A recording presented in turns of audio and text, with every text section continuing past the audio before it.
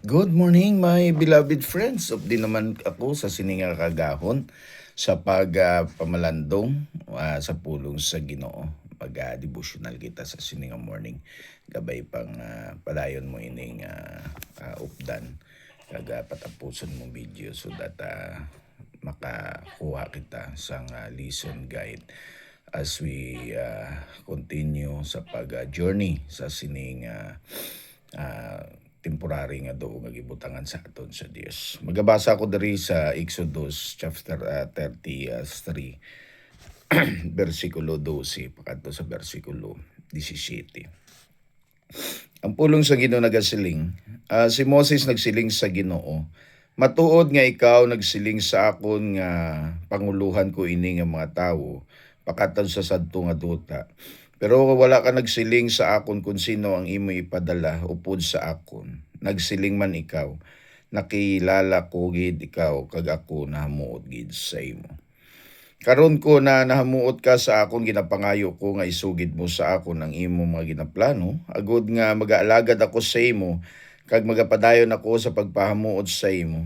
Dumduma man ang nga ini nga pungsod imo ginpili nga mangin imo. Ang Ginoo nagsiling, ako magaupod sa imo kag padag-on ko ikaw. Si Moses nagsabat sa iya, kung hindi ikaw magupod sa amon, hindi kami pagpahalina sa sininga lugar.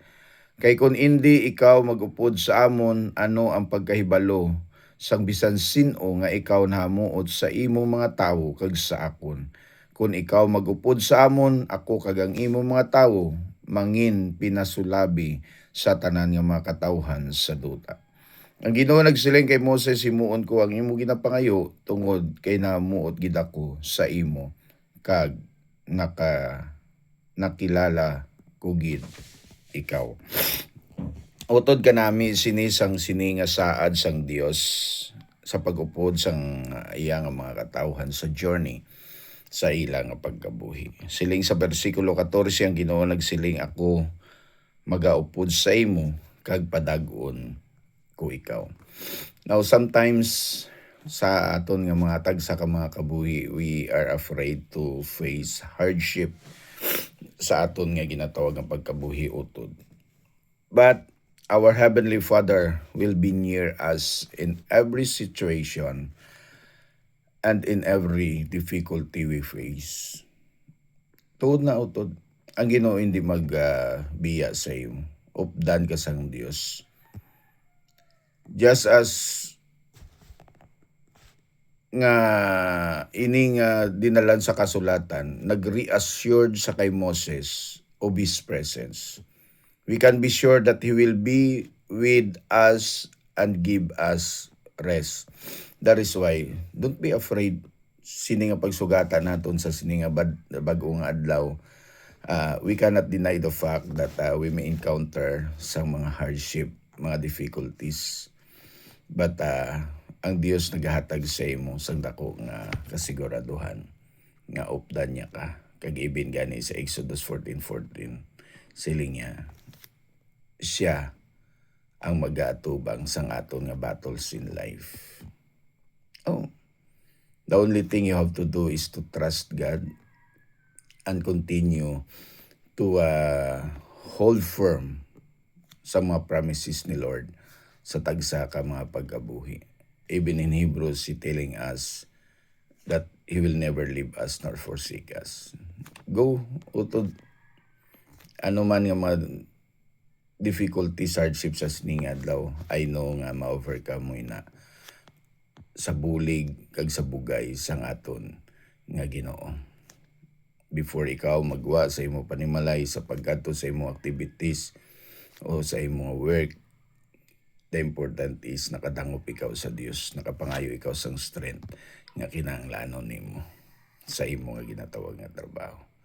Pangayo ang iya nga pag-upod kaangay sa kay Moses nga nagpangayo gid sa siling Lord, kung hindi mo ako updan sa amon pagpanglakaton, hindi na lang kami pagpalakta sa imo nga ginasugo. Lord, ang Ginoo naton truly, pag siya ang naghambal sa aton nga updan niya kita, Kung ano mga promesa sang Dios sa aton nga mga kabuhi, wala siya nagaka-feel. So, be of courage utod ang pagatubang naton sa sini nga bag-o nga adlaw, sa sini nga bag-o nga semana sa aton nga kabuhi, ang Ginoo magaupod sa imo. Mag-pray ako para sa imo. Lord, gabay nga sa sinigid Ginoo nga tinion ang tanan nga makamonitor, makatan-aw sa sinigid Ginoo nga video sa tanan ako ng mga friends and relatives. I pray in the name of Jesus nga ikaw Ginoo magaupod para sa ila.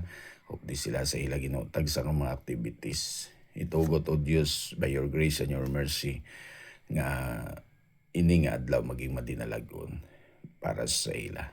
Kag pangayo ako sa iyong pagatipan padayon sa likod sang sini Ginoo nga ministry nga ginbutang nimo sa sini nga doog. Ang mga katawhan nga nagasakripisyo, tago nga nagasakripisyo sa sini nga kilala mo sila Lord, and I pray Father in heaven that you're going to continue sa pag-bless sa ila. I pray for the whole Caballero family. I pray nga continue ikaw magaupod sa ila.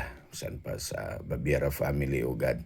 I pray in the name of Jesus. Kag san pa sa kay Gary sa iya Ginoo family. For my relatives, kag sa tanan nga mga membro sang Living Hope Baptist Church, mga membro sang bugos nga si BBI nga katapo, kag bisan pa Ginoo padayon sa tanan nga mga kaanak nimo, kag sa tanan nga mga friends and relatives ko again. I pray in the name of Jesus. Amen. Good morning and God bless you.